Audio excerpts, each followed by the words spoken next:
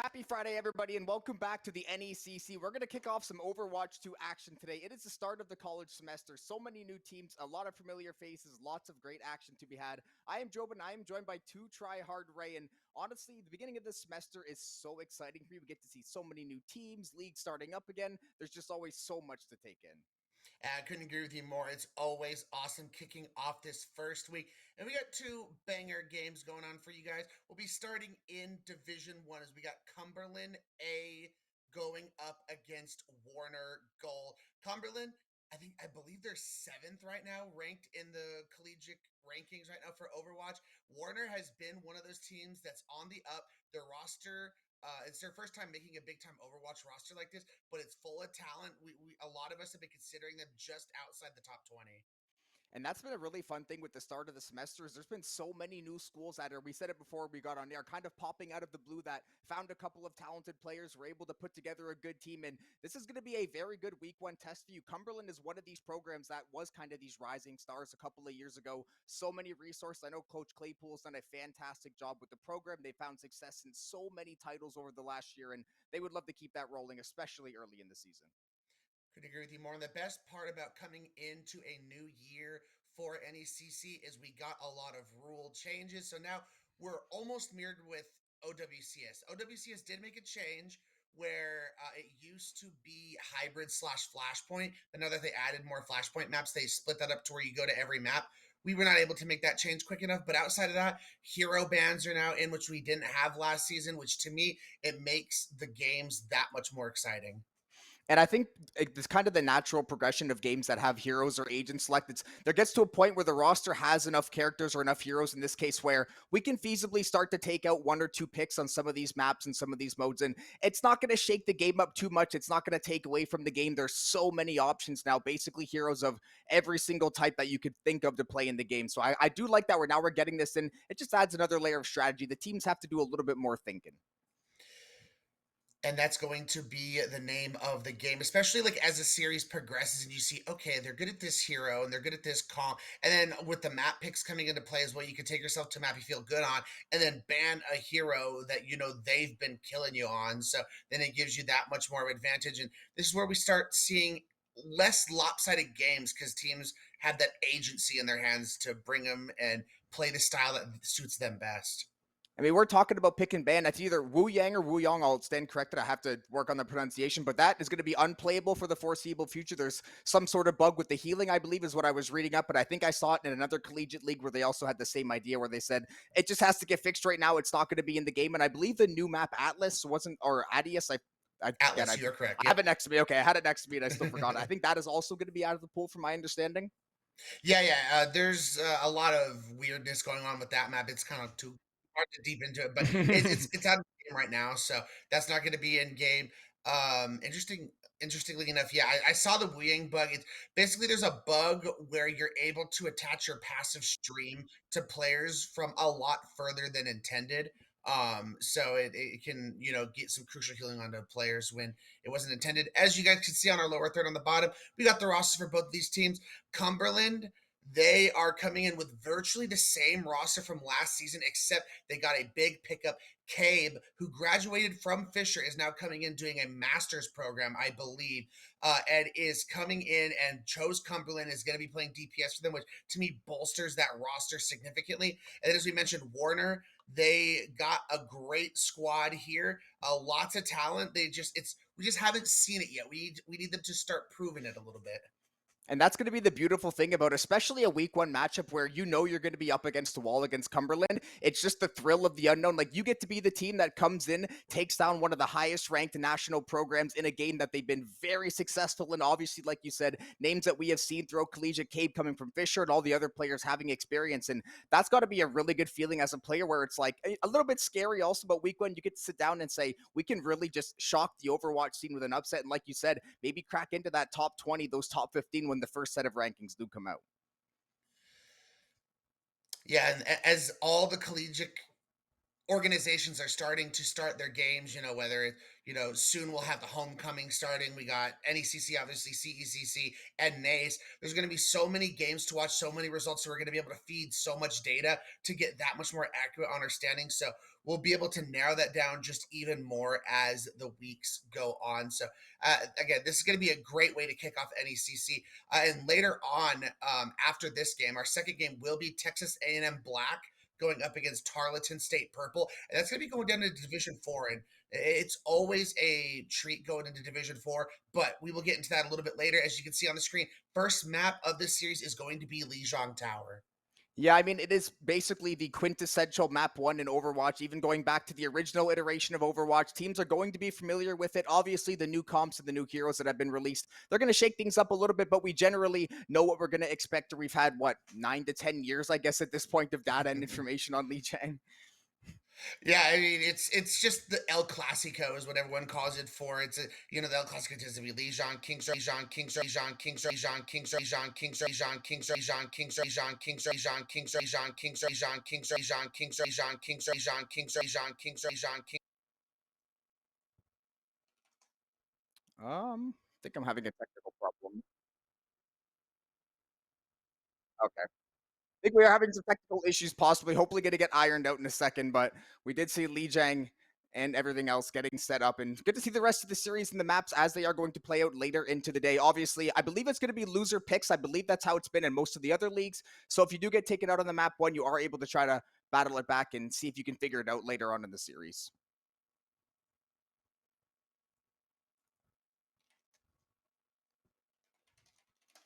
All right, hopefully we can get Ray back in a second here. I'm not sure, maybe a quick little VMix reset will hopefully get us back into the fold here. But obviously week one is going to be very, very exciting. Cumberland, I talked about them a little earlier. Got to speak with Coach Claypool a couple of times last year. Got to interview him after the Call of Duty team won a championship, and just got to speak to him throughout some of the Playfly season as well. And you can just tell the care and really the passion that they have over at Cumberland, trying to foster a good culture, a good identity, and then trying to figure out, how can we put these players in the best spot to succeed. Hey, it looks like we got Ray back. Hopefully.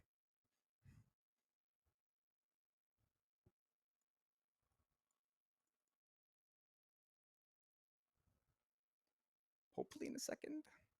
Apologies for the it's day one for a lot of us too, so got to get all the kinks ironed out and everything at least ironed out before the series does get underway. I know the lobby is either filling up or full at this point, so hopefully the gameplay will be joining us very, very shortly. As I said, should be very exciting. You get the fear of the unknown in Mortar. You got kind of the big baddies in Cumberland that have won a bunch of Playfly trophies, found a bunch of success, and now find themselves just another year to rack up more titles. See if we're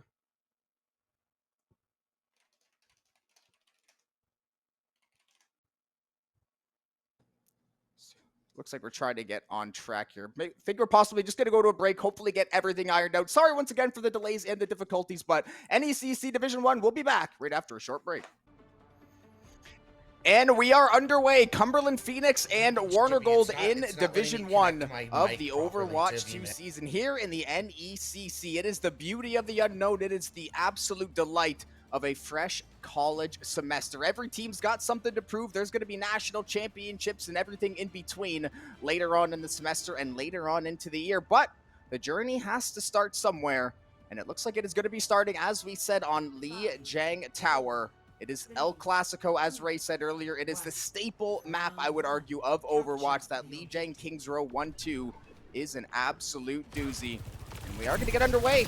Cumberland, they're going to be rocking out with the Juno and the Brig as the support duo. We are going to see the Juno and the Kiriko getting picked up for Warner. So we are going to see a few differences and ideas and a few variations here and there. But generally, we're going to see a lot of the same heroes that we see a good amount of the time in the Overwatch 2 sphere. And it is going to be Cumberland, as suspected, already dealing the absolute damage. Cave and Nodi, good to take out the back line there. Chan, the only one left to fight off the rest of the Phoenix. And unfortunately, this Ramatra is not going to be long for the server. That is going to be a nice early team kill for Cumberland. Exactly what the doctor ordered to get your first series of the season. At least in the NECC side, the college semester has been going on for, 2 to 3 weeks now, so some teams have got scrim time, they've got some officials under their belt, but always the start of that new league that can really make or break the season if you get off on the right foot. so far, Cumberland, they are definitely on said right foot. Nodi and Virtual now, the ones that are getting Nixie and getting active. They are going to take down that Genji Juno backline, and now Warner Golden is just a stagger fest, and they just don't really have anywhere to move at the moment. Yeah, so this Junker Queen composition that Cumberland is running, it is going to totally just be speed, speed, speed, go, go, go, using that Juno speed ring to your advantage, and then Cabe and Nodi on this Tracer Genji combo, making sure they're constantly farming this backline. Yeah, and they haven't even really had to invest too many ultimates yet. They've just been finding pick after pick with the Saggers, and Cabe just going unchecked in the backline as a Tracer does, and there you go. Almost racking up the 3-piece. Eventually does get cut down, but the result is the same. Team kill for Cumberland. Exactly, and your Tracer is going to get back much, much faster, so it's not going to matter a whole lot at all. And as you mentioned, not much invested at all, just a Pulse Bomb from Cabe, so they can look to engage pretty quickly. They will have the Rampage and the Orbital Ray coming into this next fight. Warner's still a little far behind, but they might get Kitsune in time. Yeah, the Kitsune is basically going to be their win condition, unfortunately. This Genji does not want to deal with the Kitsune rush, immediately takes down Wed, and now that is a lot of utility off of your team. The Cassidy also fell in the crossfire, and now you've got a very angry Junker Queen that is wheeling and dealing up here. Ramatra, and a bit of a rough going in, Chan down to 1 HP. Finally finished off by Nodi and Cumberland. It is the same story written again. We did see Warner, I guess, get a back cap, but ultimately it was a fleeting moment. It's not going to matter. 90% in counting. I mean, you may be able to get a touch on some of these players here. But with a Rampage, if they even touch in time, Nodi with the blade gets 2, and that is pretty much going to wrap up this first point. Cumberland A comes out and absolutely dominates the first map. Yeah, that was clean as clean can be. They didn't even need to use 3 of the 5 ultimates that they got online right at the end. Virtual and Ginger both get them online, but it was basically just let's isolate 1 or 2 of these players, send Cabe to the backline, and every single time success was found. Ready for battle. Think you can keep up? Alrighty, guys. So here coming into map number 2 for this matchup, we're gonna see no swaps from Cumberland, and I don't think that's a surprise at all. If it ain't broke, don't fix it. And on Lijiang Tower, these brawly compositions are just going to be absolutely crucial. Gardens is going to be the next one, and we're gonna see Warner is gonna curious if they make any changes. Hammer is gonna go over to the Cavs. Yeah, and I think for Warner, maybe not to change up too much and, you know, lose your heads over 1 point, but I think definitely some changes are going to be needed. Unfortunately, you may make a change, but the result will stay the same. Cumberland, with even more authority than the first point, they get a team kill within, 15 seconds. The point's not even unlocked. Yeah, so Nodi last season was an absolute monster. It was one of the big reasons why Cumberland was also a top 10 team last semester. To add Cabe with that is insane. And he's just continuing to build off what a successful collegiate season they had last season. So to come in and just, continue that momentum is great to see. Yeah, they've got to find some way to, I don't even know what the first point of action would be to try to get back into the game. Maybe just try to get somebody on the backline isolated and picked off. Instead, though, it is an all-blue feed, and Chan is, for the second time, will end up taking a trip off of the map, and back-to-back fights, back-to-back team kills for the Phoenix.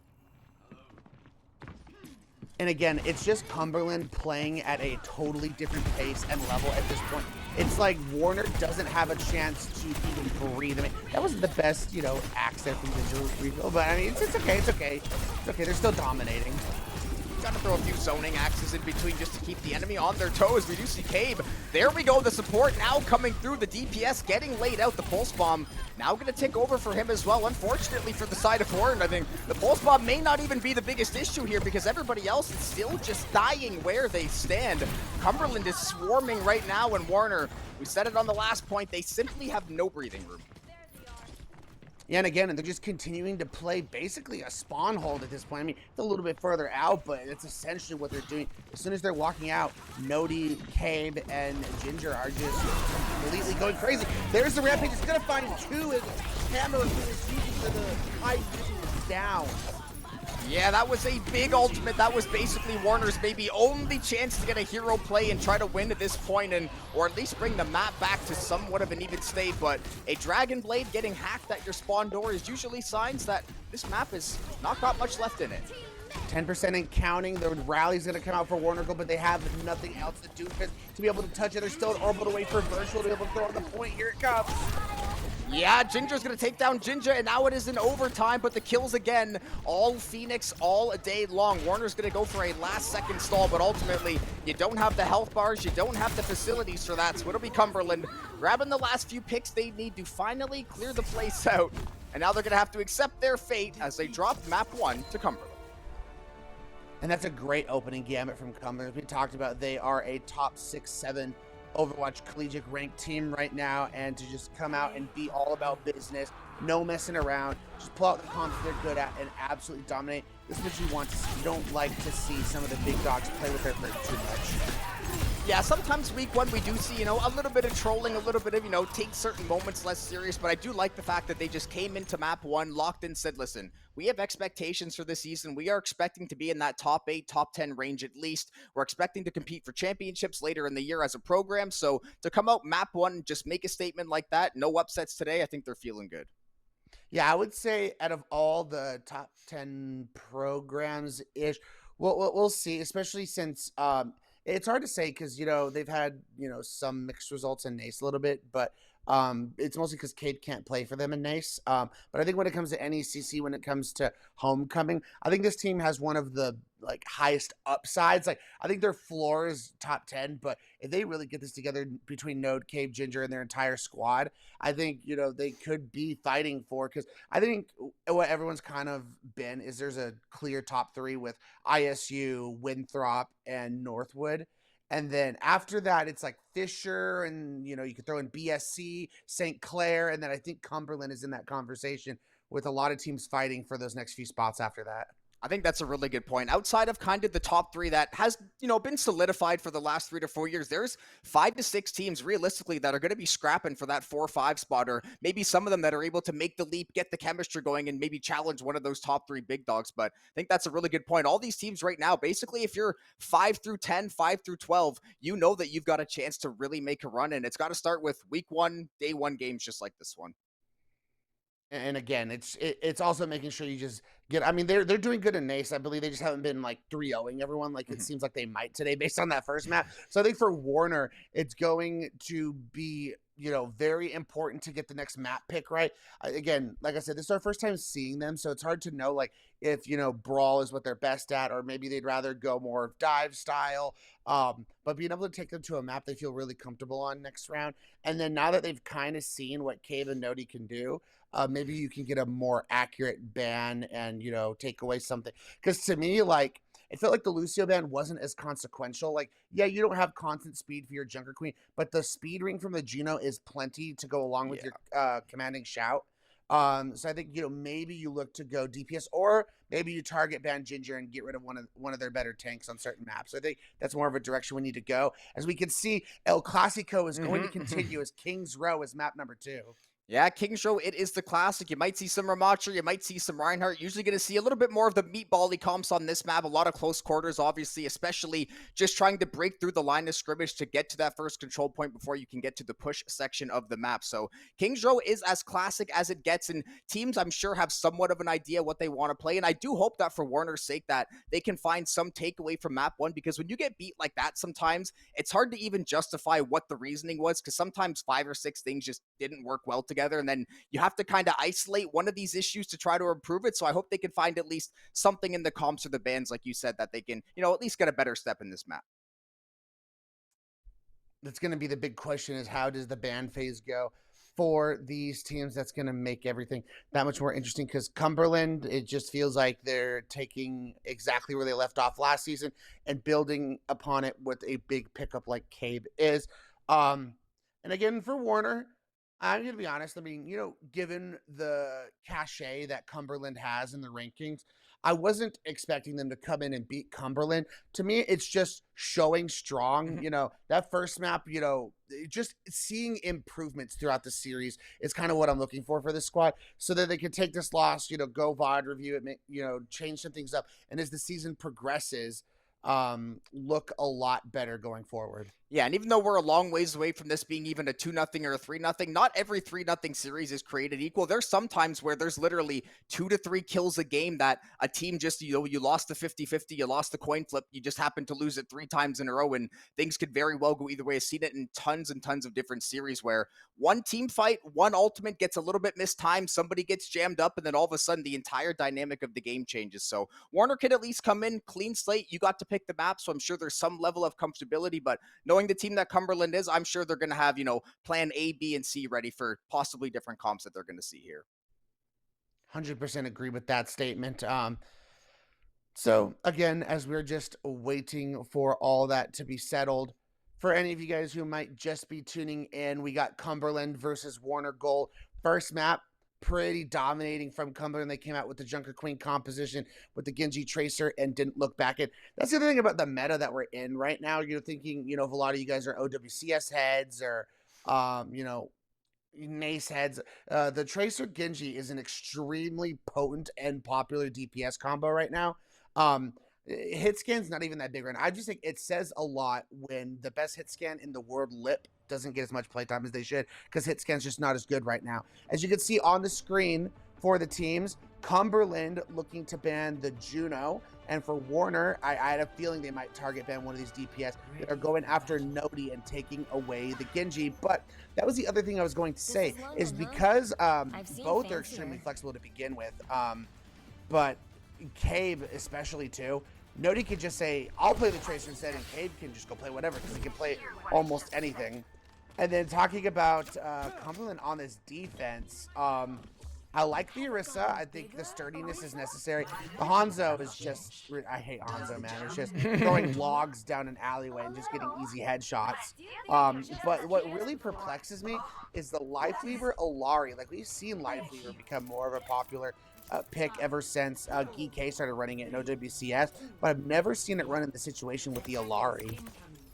And I guess that is kind of the fun of just the state of Overwatch 2, and the fact that this is a week 1, day 1, you know, if there was ever a time to try out a special comp or maybe a back pocket idea that you've had, this is the perfect time of the season to try it after you've won the first map, when you think you're in control of the series. So definitely a little bit different, but I'm excited to see how they get it going, and the May wall will cause Flint to lose their life early, and it looks like Cumberland off to that same strong footing. And I will say, I think Warner, at least in the tank v tank, you know, situation, Zarya is very strong right now, and it's a very good counter to the Orisa. So I think in that department, they're fine. It's just the Moira and the Kiri, that's just a very odd support combo. But again, I mean, we're saying Lifeweaver, Alari on the other side, so I mean, it's hard for me to judge that then. Yeah, and at least for Cumberland as well, the Orisa, even though it technically is getting countered, the Terra Surge is basically already online because Ginger has been sitting in the front line, parked for the entire game, just absolutely unloading. And then you just get a nice little pull from your pal Lifeweaver, and you do get away to safety, so you can see exactly what Cumberland's cooking up with the comp, and you can see this Orisa is out for blood. Yeah, Ginger is just an absolute monster on any tank they're able to whip out. The Orisa this time around, and as you mentioned, everyone for Cumberland is coming up on their ultimates as they've already wasted over a minute on the clock. Warner Gold, Ginger should be able to get this Coalescence online. You'll probably get a Kitsune Rush, but just the overwhelming amount of ults Cumberland could use is just going to be disastrous. And especially if they try to funnel into this small choke point. There we go. That might be the pick that they need. I'm fine. Warner right now is as good as time as you've had the entire series to step on the gas and get going. And you're going to see Hamburg taking out the Lifeweaver as well. So maybe you found the picks that you need. Unfortunately, the ultimates, they are getting absolutely comboed. Terra Surge and then Cabe to get the final blows there. And that is team fight excellence out of the Phoenix. And to me, that's Phoenix knowing their situation and being confident in each other. Those combinations were perfect. Terra Surge to pull everyone in, then Nodi having to use that Blizzard, and then Cade's able to finish them all off with the Dragon. Expensive, but they needed it when they lost both their supports. Yeah, and even saying it's expensive, they've already wasted so much time off the clock. They are probably more than okay with at least risking going into the fights with a few less pieces of ultimates or utility, and we are going to see this Orisa just getting flooded with heals, still maintaining their position on the front line. And this looked like Warner Gold is finally taking a little bit of space, trying to work into the side room, but they've still got a mountain to fight through. And Nodi is going to ball up for the time being. Yes, Cabe was just uncontested on this high ground, gets another pick onto Flynn as we see Hammer trying to duel him out, but Chan in the meantime got 2 on the Zarya. Looks like Cabe as well, potentially looking to take out the Moira. Ginger was able to escape, and it looks like Warner might actually be in position to grab this last hit. Cumberland may be able to group up for one final coup de grace, but they actually will not be able to. So Warner Gold picking up, or at least like getting off to a much better start than map 1, and it just kind of takes a bit of weight off your shoulders to get a good, consistent win like that. Yeah, I agree. It's just a nice exhale, you know. Almost, I'm not saying they were playing, you know, like, you know, tight and tense, but it's just relax. You got the point. You can really start getting things going now. Chan gets paid. I mean, you are trading out like 2 for 1 in the end, but the picks are not created equal at this point because the spawns are so much closer to Warner. Yeah, and at least for Warner, after you win a couple of team fights and look good, at least you can say, okay, these guys aren't invincible. We know we can hang with them. It took us a bit to get our footing. And now you can go for the absolute play. Off the top rope is Ginger. Terra Surge. The cleanse comes in just a little bit late. A lot of damage still going through. And a few kills do get traded back and forth. Chan and Hammer have been doing so much work on this round of King's Row so far. And they're going to slowly work the payload as well, while Ginger is in a rough spot. So Lifeweaver's there to save the day.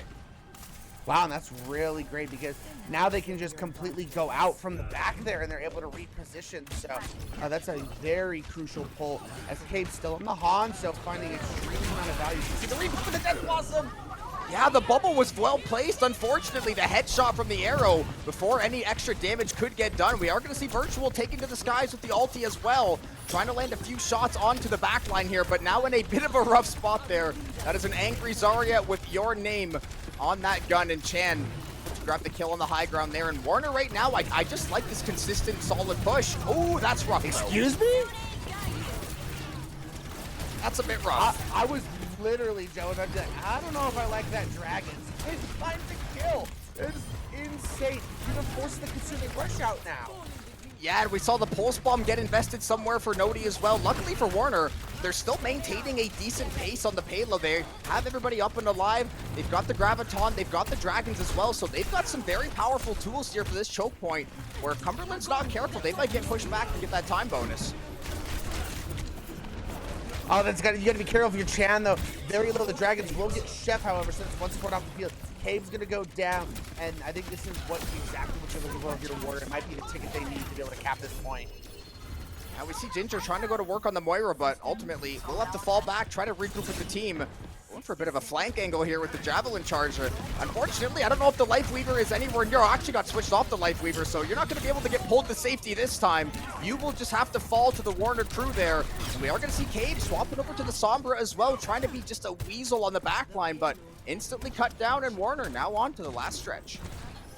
See a lot of changes coming in. Cave's going to go back over to the Hanzo. I think just to try and get a last-minute touch to help out Ginger, who's now also going to go over to Zarya. Then we see Hammer, who is on the Hanzo, now going to go over to the Sojourn. So a lot of changes coming in. I do think at this point the Sojourn does get a lot of value, especially with the disruptor shots. But again, the one-shot potential of Cave, if you can hit your shots, that it's going to be ridiculous.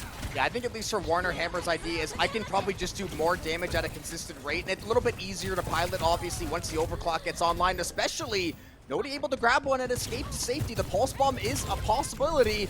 I don't think they're going to find a stick there. No, splits the defenders there, so Warner will continue to slowly march this one forward, but they're going to be doing it Sojournless for the moment.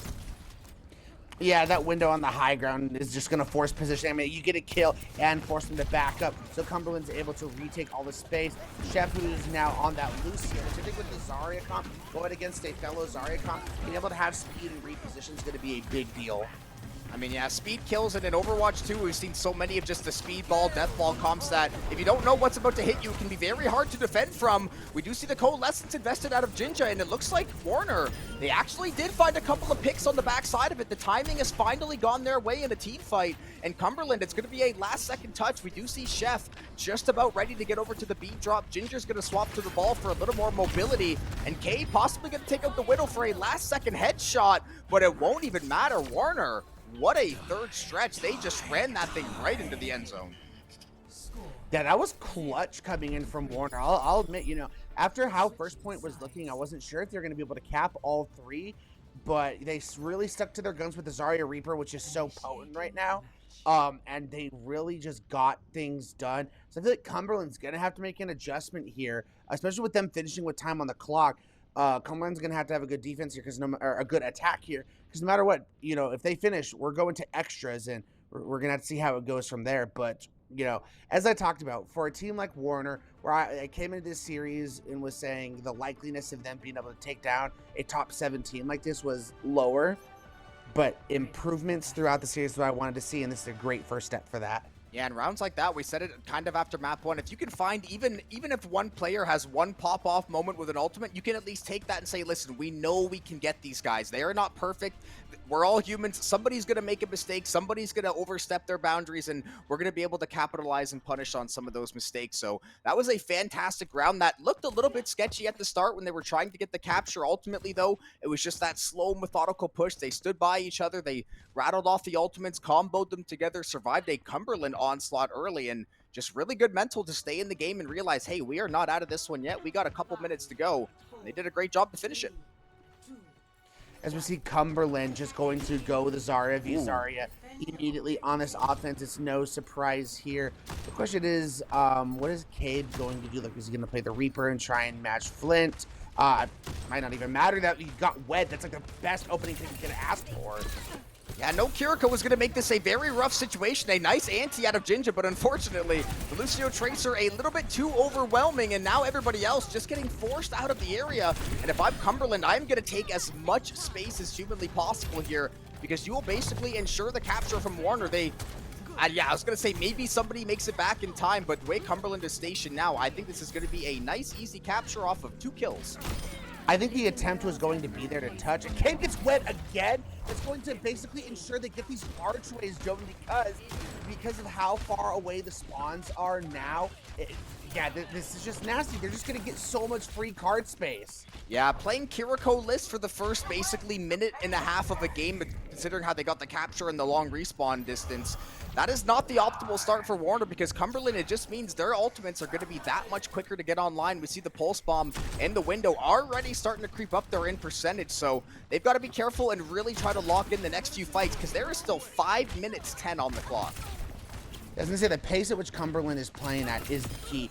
I think they would have gotten a touch in, but Nodi got so aggressive and found the kill on the flip. Now gets hammered, gets the stick. This is insane. Forces out Suzu, and that's just another clean team fight win. What is going on? Yeah, the Pulse Bomb stick was more of an aesthetic, because Virtual just walks up and takes both of the kills, but that is the sign of good teamwork. When the Pulse Bomb doesn't even have to be the finishing blow, you know your team is in a good spot right now, and Warner, they are in a not so enviable position. It's kind of like that map 1 Lijiang we saw, where Cumberland is just dictating the pace at the front of the line here, and they can't really find a way through. And now that Ginger's got the Graviton online, they've got nowhere to go. The Maywall will keep him alive for a second, but it is basically a firing range for Cade there. Now has the ultimate online for themselves, and Cumberland, 4.5 minutes left, and they are running this thing down. Now the Coalescence from Jinja is going to come out, keep Chan alive, who is getting very low. Nodi is just in this backline, continuing to farm. Suzu is out already. This is Cumberland's opportunity. Yeah, Kitsune rush out of Wed. Warner, this is basically your only time to try to save that time bonus, save that checkpoint. You do have a 1 HP Tracer on the high ground, and the Zarya is now down. So maybe Warner has finally found the fight that they needed to at least keep this game in a more competitive state, given how much time is left, and it looks like that is the case. Kills and headshots galore, and they're finally going to force the Phoenix back. Yeah, but I mean, great from Chef.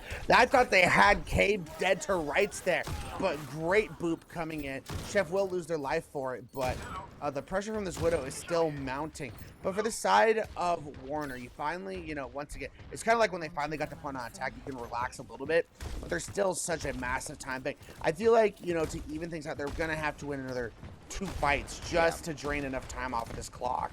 Yeah, I was thinking 2, maybe even 3, depending on if Cumberland pops ulties and goes for some kind of swap, but 2 is definitely going to be the magic number for them, and they're going to have a lot of powerful utility to get through that fight as well. Death Blossom, Blizzard, and Graviton all going to be online there, so they've got so many wombo combo tools. If they can just set Cumberland up together, they might be in a good spot. Chan's going to pop the ultimate on nobody dead in the fight quite yet. The window and the beat drop invested for Cumberland, and it's going to be the pulse bomb to draw first blood in the fight. That means Flint and the Death Blossom will not be around for the foreseeable future, and if Cumberland can find maybe 1 or 2 more kills, that time bonus might be as good as theirs. Yeah, that was the thing. I said, you know, because I figured that Cumberland was eventually going to cap this point, so being able to win 2 or 3 fights just to drain the clock was going to be essential. But look at this, 4 minutes for this 3rd point. I will say this point can be extremely defendable. I've seen plenty teams hold here very long, so I wouldn't, you know, be like it's over. Like, this is definitely an area where you can drain a lot of time. Yeah, I think a lot of the jokes too is once you get to the end of the map, that's kind of where the real action begins. Cumberland, though, they are not wasting any time. Absolute combination laid up on 3 members of Warner. Again, the Zarya ultimate just providing immense value at grouping everybody up, and then those DPS, we know how talented they are. They are not going to miss out on easy kills. And that is not exactly a team wipe, but basically the next best thing. And then Cabe actually is going to get 1v1 diffed on the Widow. Yeah, Hammer able to find that opening pick. Definitely caught Cabe off guard. I don't think they were expecting the quick swap to look for a quick pick, but it is definitely a strategy we have seen time and time again. And Warner's going to have an ult advantage coming into these next couple fights with their supports and their Death Blossom. But Virtual's been really good with these windows. Yeah, we did see the Pulse Bomb invested from Nodi, and now the Coalescence will be the response. Virtual also lays down the window in the midst of the firefight. The Widow shots bring it off just past his head, but it doesn't even matter. Cumberland's worried about the rest of the team.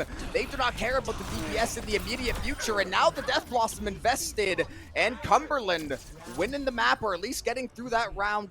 3:02 left on the clock. Yeah, so they're going to have 3 times the time bank that Warner has, so kind of a big deal as we come into this next round. And if we remember back to how the first point attacks went for both of these teams, Warner took more than half of their time bank to get the first point. Cumberland got it immediately with an opening pick onto Wed on the Kiriko. So if you're Warner Gold, you're definitely going to have to clean things up. Your positioning on the defense when you play defense is going to be super important. And then on their attack, they got to get going a lot quicker. You know, whether you want to go to a Lucio and be able to speed through that choke a lot easier, because that was the thing. Cumberland held that first point with that Orisa just standing in the gateway and just saying, look, I'm a nuisance, you have to go through me if you want to get through. So, you know, to me, you know, if you had the speed, maybe you can just ignore the Orisa and go on to someone else. Yeah, when your Orisa has done so much damage on the front line that they get 2 Terror Surges online before you've even gotten that second tick, you know that that is a problem that luckily they were able to navigate to some degree. But the problem with that time difference, if Warner loses 1 fight, they are going to basically be doomed on time. Even if they give over a single kill to the wrong player at the wrong time, that could be the end of the night form, or at least the end of King's Road. We've seen Cumberland, the second they smell blood in the water, they're going to send 2 to 3 people on that location, and it is going to be very, very tough to outplay them. Interestingly enough, Cabe gonna play Symmetra on the defense. They were on Soldier, and so they're back late. I'm very confused what's going on there, but nevertheless, Nodi hiding out, looking for their time to go. Yeah, just lurking around the backside of the statue, seeing if any unwilling backline member could possibly be isolated. That's going to be Flint down, though. Half of your DPS down for a fight that you needed to have every way to Sunday. That lamp's going to get burned and toasted instantly by the Tracer as well. And Nodi going unchecked, just as they were earlier in the map and earlier in the series. And I said 1 team fight, 1 kill would basically do you in for Warner. And it looks like that may unfortunately be the case here. Yeah, 15 seconds remaining. You're not going to get a full team fight. It's going to have to be a quick engage to go and try and touch it. We're going to see Chan go over to the Wrecking Ball, so they will be able to get the touch on the point in time. But what are they going to be able to do against the Zarya now that they're on ball? Yeah, and Flint's trying to go in there, see if they can maybe try to steal a kill onto the support, but down to 1 HP, will have to fall back, and not enough to get away, though Cave eventually will find him and run him down to finish off the fight. The Symmetra gonna grab 2. It's just Chan on the ball. We know how this one ends, folks. It ends with Chan in a fiery explosion, a team kill for Cumberland, and a flawless round for them. And now the win condition for this map is set for Cumberland. All they have to do is get a singular tick on this attack, and they will be set up in the series in 2-0 fashion. Again, for Warner, it feels like the main difference, at least on this map, because, like I said, we've been seeing improvements from the Warner team. You know, they brought this to extras, which I think is big against a team like Cumberland. To me, it's just been the pace at which Cumberland's playing with. It feels like every time they get ready to push, Cumberland just gets more aggressive, catches them mid-rotation, and is just flummoxing them time and time again during rotations. And I think that's honestly a good point. I think it applies to a lot of other titles as well. The speed and the decision-making pace that the better teams play with, they instantly recognize the situation, say, okay, we need to do this right now. You have to go here. I've got to pop this. And I think Cumberland is one of those teams that they can quickly identify these situations. They know what the play should be, and they have no problem full committing as 5. Even if it might be the wrong play, you make the wrong play as 4 to 5, and usually the result will at least be good. All right, for Warner's defense, I think this is going to be the smart thing to do. I think the Lucio is going to be essential at this point, so they're going to have Jinja go over to that. And I think, you know, just being able to hold for longer, I think being able to have Maywalls to isolate plus the Reaper damage, I think is going to be important. Is Cave going to go over to the Pharah? It feels like Cave is just like, I can play anything, and I'm going to get away with it at this point. Yeah, a little spin the wheel of DPS. Whatever it lands on, pick me whatever, and I will help carry us across the finish line. Gonna take to the skies now. We are seeing Ginger on the Roadhog, trying to see if they can land a nice little combo onto the Zarya. Chan getting very, very low. Ginger is gonna be able to heal up, escape back to the supports. See Cumberland probably trying to go for an early contest, and Wed again. We saw this in the first round. The Kiriko got taken out twice in the original round. They lost, and it seems they suffer a similar fate here. Luckily, they were able to find a kill back in tow, but now that the Curie is gone and the rest of Cumberland is starting to bear down, all they need is a single tick and it's over. Oh, and the I wasn't sure if that Icebox was actually going to be able to touch in time. It is, so they're going to be able to have a few people coming back. Cade getting close to that rocket barrage already. Yeah, that's going to be very, very scary when that voice line pops in Warner. All the eyes have to look to the sky, although they might not even need to necessarily get there. Everybody else is getting zoned off very well for the Phoenix. They're pushing Warner all the way back. Finally, a little bit of resistance being shown, and just like you said, we know Cade right now is just looking for the timing and the angle, and there it goes. See if they can lock down that last kill. Can the last rocket do it? It looks like it will, and there is the whole hog as the exclamation point, and Cumberland will eventually fight through the lines, and it looks like they will win the map. Yeah, I mean, I will say a valiant effort on that defense from Warner Gold, but Cumberland, I mean, let's be honest, they're kind of trolling a little bit. I mean, Nodi on the Widow, Cave on the Pharah, and Ginger on the Roadhog. I mean, they're able to get it done at the end, and Cumberland wins and goes up in the series 2-0 and put themselves on match point. Yeah, I think that was just a case of a little bit of week 1 fun in the sun. Later on in the season, when you have to play a lot more serious in playoffs and such, your coach or your manager might be like, listen, I know you're the best, maybe it's the Genji, for example. I know you're a great Genji, but we really just need this hero in this comp at this time. So first couple of weeks, you can kind of let your players dictate maybe a little more what they want to play. Well, that's because the other thing, right? Like a big change up with Winthrop and ISU not entering NECC in this semester. So to me, you know, so that leaves Northwood, who's, to me, probably the clear number 1 in NECC right now. But after that, the field's wide open for any of these teams. So I think that's going to be very interesting to see how everyone else battles things out in NECC and who will ultimately be challenging Northwood for the top spot in NECC. But folks, we will be taking a quick break. Don't go anywhere. Cumberland is up 2-0 in the series. We'll be right back.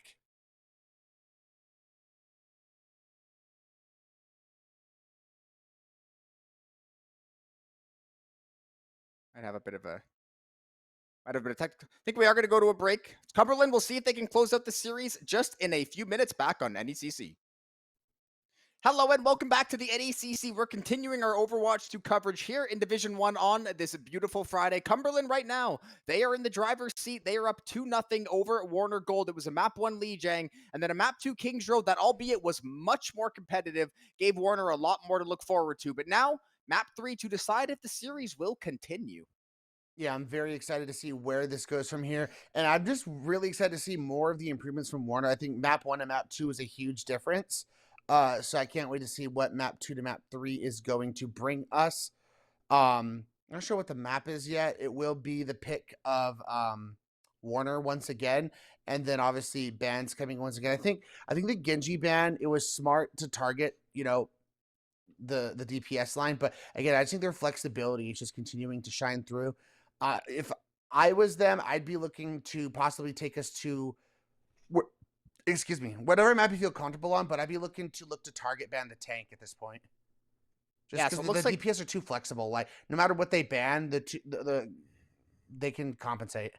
Yeah, and it looks like the map is going to be Runasapi, so either one of these teams, maybe Warner has some ideas that they like. I do think that, like you said, trying to ban out the DPS when they realistically have 6-7 heroes they can pull from and things don't really look different, I don't think that might be worth it, even if it is, maybe they are the star Genji player, but if they can play 5 of their heroes basically to the same level, maybe not worth investing the ban, but at least it was worth a shot, try to take some of the firepower out of their hands. But I think after the first 2 maps, like you said, they realized maybe targeting the DPS isn't going to be the play, and they can look to another role that they could hopefully try to exploit. Which Runasabi is going to be a very interesting map. To me, it's not like one of those maps where it's like watch point. You're running Winston. Lijiang, you're running some semblance of like a brawl comp. Runasabi's pretty open on what you can play. I've seen wrecking ball compositions on this map. You've seen like mini dives like with a Hazard or a Diva. Even like Malga and Brawl also works. So I think it lends itself very well to both teams to be able to play whatever they're thinking. And Warner's going to ban the Widow, so I'm not sure if you'd be playing Widow on this map anyway, but I mean, Cabe and Nodi both had their moments on it. Then Cumberland just going to ban the Hog. I'm just assuming they felt like at that point, once they got the banning from Warner, it didn't really matter that much. Yeah, and Cumberland's basically running one of the OG Overwatch 2 comps, basically all speed, all damage, all the time. Just they are going to full send it at Warner, and they have no reason to believe that they're not going to be able to win it. They've had so much success, even when they've gotten tested by Warner in these previous maps. They have found the angles they're looking for. They set up those 2 to 3 man ultimates where just Warner is completely locked up and handcuffed, and they're able to find those, just get those kill shots at the end. So Warner Gold, though, fresh slate, fresh map. You get a chance to extend the series, and Runasapi, we'll see if they can turn the tides of war here. An already hammer going down is not going to spell much victory for the side of Warner, but I do like that they're playing the break here because it can be a nice deterrent away from the Tracer Genji. It's not going to matter when Virtual gets 2 like that. Yeah, when your Kiriko is throwing right clicks and collecting headshots, it is a rough going for sure to start things off. And then we see Nodi even getting their hands dirty, taking out Flint on the back line as well. And that just means Cumberland is going to get that early advantage. Obviously, this is a very, can be snowbally game mode. And if you fall too far behind, you find yourself having to win 4, 5, 6 team fights if the other team is really, really pushed up on your base. So it's about trying to stop that snowball and not letting Cumberland run wild right away. Shen already gonna find Ginger. That's kind of what we're looking for Santa Warner to come back in this fight. We are gonna see Nodi and Cabe again. These two, that's why I said I don't know if the DPS bans are necessarily gonna mean that much to them because they have just been frying on every single pick that they've had. Now going into the 3rd map here, and even though Warner was able to reset it to neutral, they are still just getting beat down in the back line. Yeah, and again, Cabe continuing to just play this aggression on the Tracer, getting the Juno extremely low, ends up going down, will pay for his life, but I mean, you trade out Cabe, who can be back very fast on this Tracer, for the Juno, who, yeah, they have the speed and stuff like that, but it's just going to take longer, and they're going to get the first checkpoint, which is massive on a game mode like Push.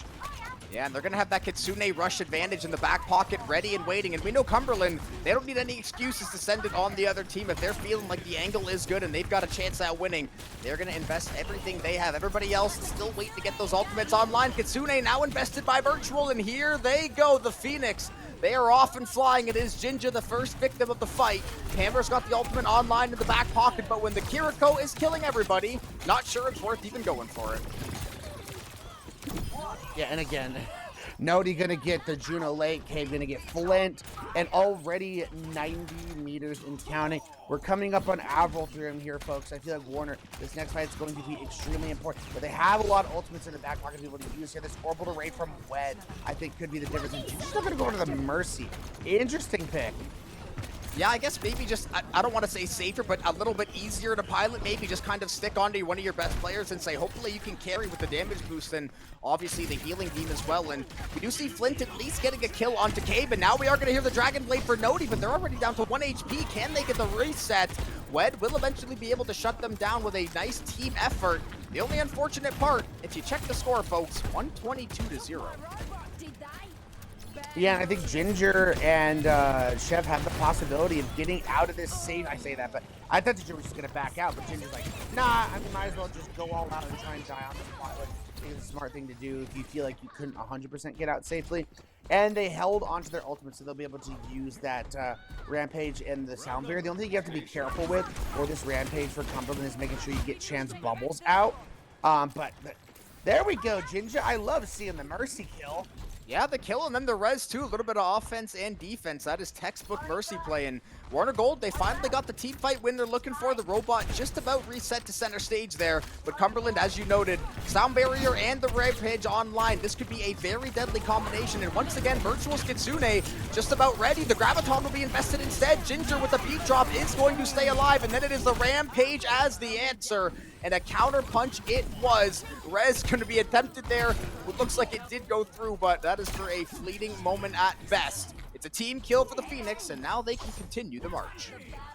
Yeah, I mean, that was just great patience from Cumberland. They took the grab, got Chef in there in time to Sound Barrier, and then because they had to use the bubbles early, followed up with that Rampage.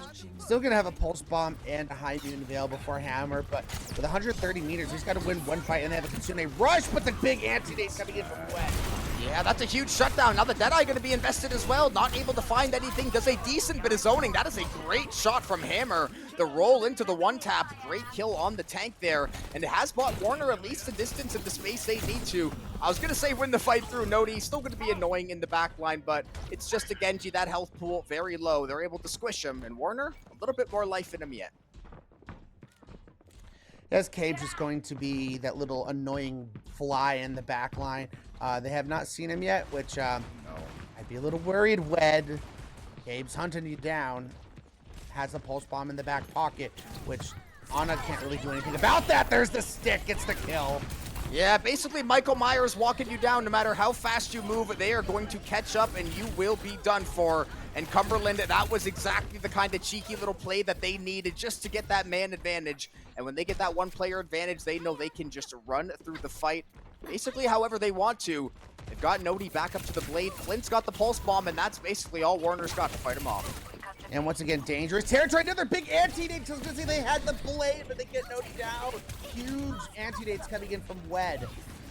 Yeah, Cumberland, unfortunately, the whole time this fight's been happening, they moved the robot up at another 12 meters or so. So now they are literally on the 1 yard line. Warner Gold cannot afford to give any more space. You can barely see the distance there between the finale and that blue line. And now Cabe, once that bubble's down, Hammer might be in a bit of a rough spot, able to reposition, but the DPS too damn high. The res, though, looks like it will come through in time. Yeah, it was a great bubble coming in for Chan to allow that Mercy to get the res, but Cabe still in the backline farming these supports, but doesn't have recall here. We'll get the mini just in time. But they do force the recall out of Flint. Oh, Cabe, a little bit of a desperation Pulse Bomb toward the end there. I don't know if he's going to maybe go for a switch or just said, listen, I'm going for it. It's 141-0. I respect the effort nonetheless. And Warner Gold, you did find a few kills, and the clock is also slowly but surely working against your favor. You only have 3 minutes, 18 seconds to now run this robot. I mean, you basically need to win the map because Cumberland is 1 kill away, essentially. Yeah, it's a steep mountain to be able to climb at this point, Jobin, but they have 4 ultimates to be able to use here when really you're only facing down 3 from the side of Cumberland. So this is your chance to take advantage, start getting some positive meterage in your favor, but they're going to have to win this fight at the neutral because of those close spawns. Yeah, this is the now or never moment for them, and it looks like the answer is going to be now. 3 kills immediately, including a beautiful Auntie out of Wed. It is going to be the Rampage from Ginger trying to salvage this fight some way, and a beautiful takedown onto Ginger in midair. Warner does a smart thing, at least try to keep this robot a little bit farther up, considering that the fight that started so incredibly for them, now looking a little bit dicey, but it looks like they're hanging in there. Yeah, I think it looked like a support was back in time to be able to heal Chan. I say that, but no, he's going to have to use his bubbles, and no, he's able to finish down the job. Ooh, and now here comes the Wrecking Crew. Yeah, everybody else, they understood the assignment. They go for it. We do see Flint's Pulse Bomb fall to the wayside as well. And now Ginger just going to hop onto the ball and say, listen, I'm going to go contest the point. I'm going to be annoying. Cave and Nodi, keep doing your thing. Yeah, this is going to be a situation where Wed's going to have to be very I mean, they've been great with the nades. He's got the sleeps, and the nades are going to be very important to deal with this annoying Wrecking Ball, especially when you're only protection. It's not like you have a break or something to help you out. You have a Kiri. His Pulse Bomb is going to go wide for Cave. Yeah, now he's trying to throw him in the spawn and get a nice little spawn trap with the Pulse Bomb. Either way, Cumberland, they are still running this fight absolutely through and through. And they've done just enough to push it over the goal line there, and they will win map 3. And they're going to walk away with a beautiful 3-0 to kick off their run in Division 1. Yeah, for the side of Cumberland, this is how you wanted to come into NECC week number 1. Come in as a top 7 team and show why you've been ranked that high. And being able to see them in full strength with Cave in the lineup was a beauty to see, because this is more or less of what we expect to see this team when it comes to homecoming. Yeah, you could just see the teamwork already, even early in the semester with picking up Cabe. And just the good thing about Overwatch, it has been around so long, and there's been so many play styles and comps that have been played out. So I feel like the chemistry, while it does take a little bit to kind of click with your teammates, everyone kind of understands the roles and assignments that they should fill in on a team, especially on maps they played a lot like Lee Jang and Kings Row. And as you said, Cumberland definitely wanted to make a statement today. Got tested in the middle of the series a little bit, but by that map 3, they clearly established themselves as one of the better teams. And for the side of Warner, it's, again, as I talked about, I just wanted to see improvements throughout the series. And I don't really want to, harp on that final map. I just want to talk about that Kings Row and how much, we saw some fights, some great, being able to take Cumberland to extras on that map, despite ended up losing it. It was a good showing all in all. And I can't wait to see how Warner continues to improve and progress. And I think they have potential to be, at some point this season, in the top 20. And listen, the best part about that for Warner, it doesn't count as 2 losses. It doesn't count as 3 losses. You're just going to start 0-1. You know that you played one of the better teams in all of Collegiate. You gave him a nice little showing, especially middle of the series, the Kings Row, like we talked about. So they've got a lot of good stuff to take away from. That VOD is probably going to give them a ton of information on things they can clean up, things they can change, maybe small mistakes that they made. Like we saw supports getting caught out a little bit too much on Kings Row. Wed and the other support can maybe look back and say, okay, if I just step back, play around my team a little better, maybe this map goes an entirely different way. So I think they've got a lot to take away from it. I think we'll be seeing them in good standings later on. Couldn't agree with you more. Congratulations once again to Cumberland, as you can see down on the screen.